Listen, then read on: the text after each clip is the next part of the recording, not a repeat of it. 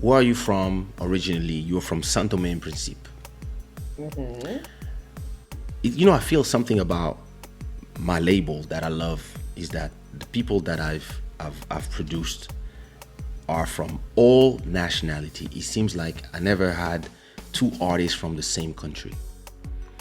I almost did everybody. I almost did everything.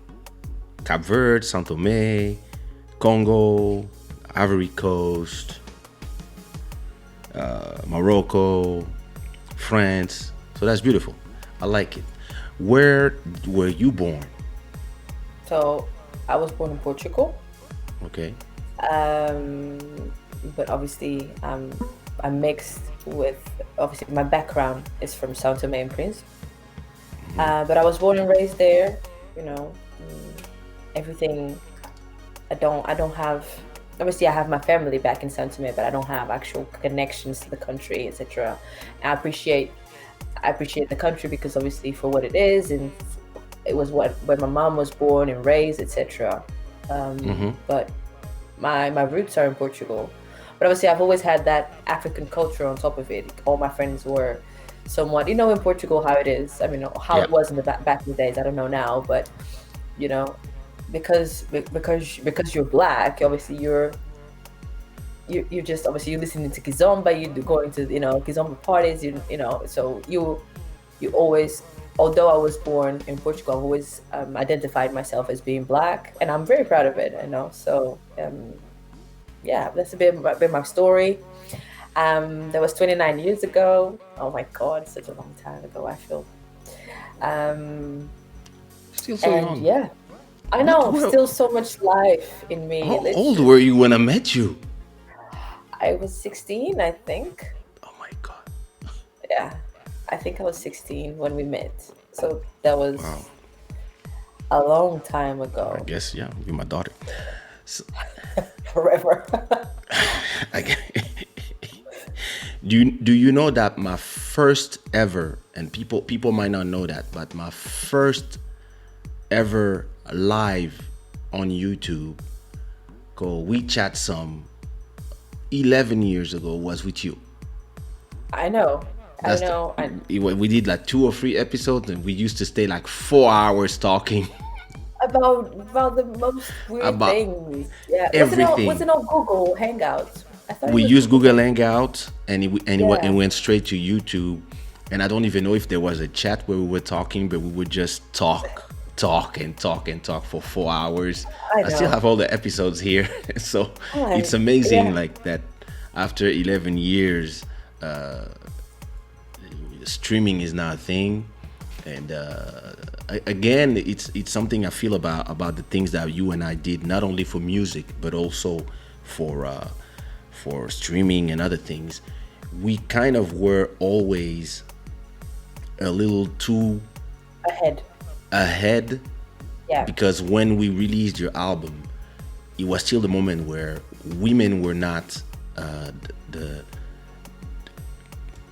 Seen as the commercial main of artist. it was not the Yeah. main thing. It was more usually it was guys, and even when we start releasing singles after singles after singles, back then everybody thought we were crazy because just releasing singles on the internet was not the way to go, and etc etc. And nowadays everybody's doing exactly what we did 11 I 2000 don't even know how many years ago. Yeah. years ago. I think it's 2008 or 2009, don't remember. Uh, Let me look. 2011. That's probably when we released Before You Kiss Me. Let I me see. think it I don't was even. 2011. Yeah. So go to. Let me see. Let me check. Let me go to your discography. So, Before You Kiss Me is 2010. 10. Yeah. Yeah, So 2010. I And at know the that song with the time, most like, remixes ever. Can I just say that? yeah, we listen Uh, at that, like the things we did at that time, which is releasing albums online, singles online, and then releasing remixes online. At that time, nobody was doing that, We were and we setting. I were feel really like like, we were setting a path for many yep. artists in a way, and and we did that without even realizing. I mean, me personally, I speak for myself, even realizing that, okay, this is something that we're doing, and then that everyone is going to do going forward, and this is the way to go. Um, and it was almost revolutionary, I feel, It and was.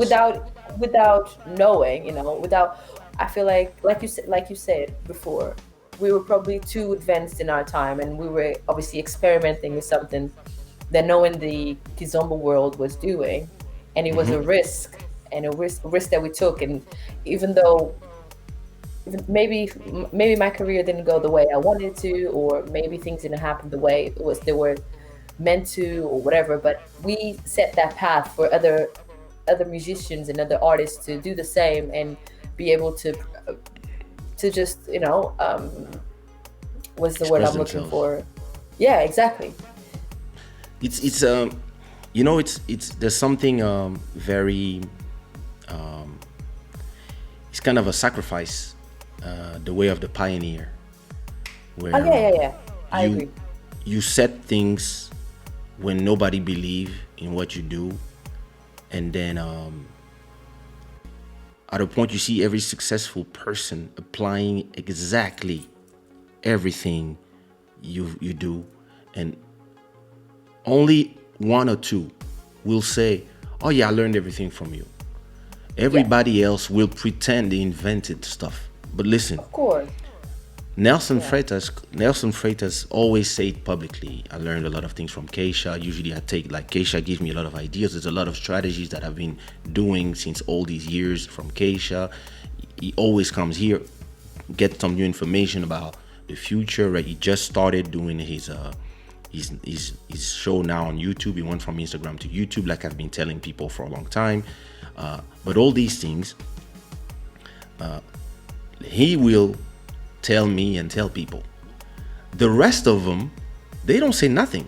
They act like if they invented stuff, but I can't even see the way they do the credits comes from the way I would do the credits in my album. All of them Oh in my all their God. You labels. remember we used to do that in YouTube, actually. You Yep. remember? You Yeah. started with YouTube, and you would just put the credits, okay, lyrics, blah blah blah, recorded here, blah blah blah, and all of a sudden everyone started saying, "Oh my God, it was recorded here." Well, yeah, I remember And that perfectly. and I'm not Yeah. saying that putting credits is something I invented, but putting everything that was meant to be in a CD cover and pushing everything to YouTube, and instead of trying to protect the sales of albums, and is something that we would do way before everybody, even trying to create an album where we would try to generate more income from the shows than from Yeah, the our CD album sales, itself. because we Yeah, understood that album were becoming just a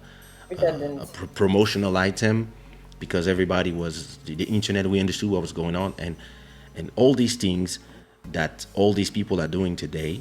We were doing this back in the days, back in 2008, and the goal was to have a little army of this. But that's there's something that for me in my whole life, I've always, it kind of used to frustrate me when I wouldn't understand, but today I understand. This is just that's the cross of the pioneer, that Of course. when you do You all these things and you have the vision and you understand that this is a vision, a long-term vision for in 10 years, and in 10 years it will make sense. You lose a lot of people on the way, or a lot of people don't believe, or a lot of people are, a lot of people will hear the sirens of people who will show them, hey, look, the sun now, look, let's go. And then Listen, a they, lot of people called Copernicus, mad when he said the world was round. You know what I yeah. mean? So y- eh, things happen always that way. You're always mad until, okay, someone else Yeah. comes and does the same thing, and then there's a group of people that say the same thing, and then all of a sudden, because there's a group of people now, it's easier to believe than when there's only one person.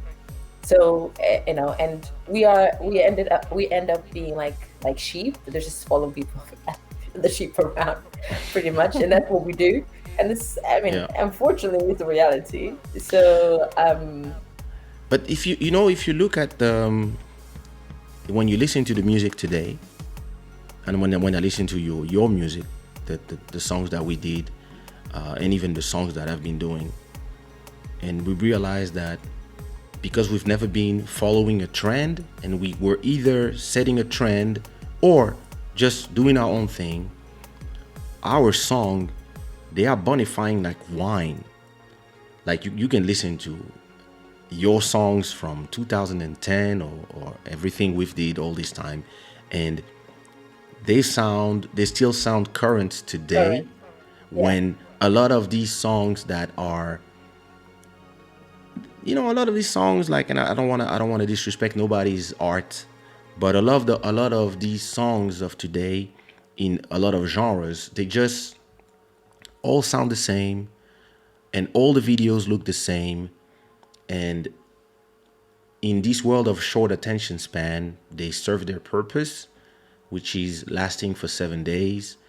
And then in 7 days, there's another bunch, and then another batch of 100,000 songs that come out, and all these songs are forgotten. And I'm really proud to say that I have songs that are still generating Classic. millions of views on YouTube. Yeah. We still have people listening to those songs, and these songs are classic. And a lot of these artists, they even if now they might be more popular, etc. But popularity is a dangerous game, because popularity will only last as long as you are new to people. And I guess you are new to people only one time. It's like, Of course. first time you make love to somebody, it's like, oh my God, I did it. I'm inside. But For guys, not for women. But okay, let's make that clear. well, depends. It's, It depends. Oh wow! Oh wow!